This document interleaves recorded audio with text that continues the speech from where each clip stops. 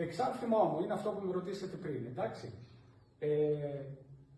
Η πιο συχνή άρθρωση που παθαίνει εξαρθρήματα είναι η άρθρωση του ώμου. Γιατί είναι μια άρθρωση η οποία είναι κυρίως μια εξαρτούμενη. Δεν έχει πάρα πολλούς συνδέσμους να την κρατήσουν σταθερή.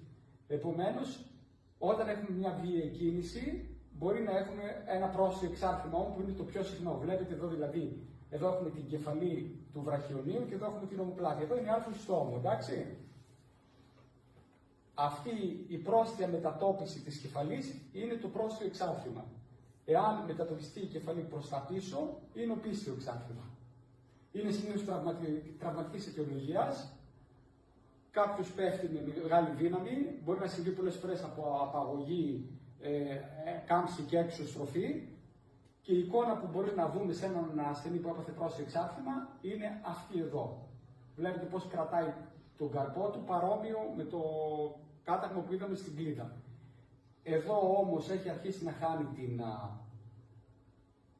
αυτή την στρογγυλότητά του και αρχίζει να δημιουργείται ένα κενό. Αν το κοιτάξεις δηλαδή χωρίς ρούχα, μπορεί να καταλάβεις ότι εμφανώς έχει διαφοροποιηθεί ο ένας ώμος από τον άλλο.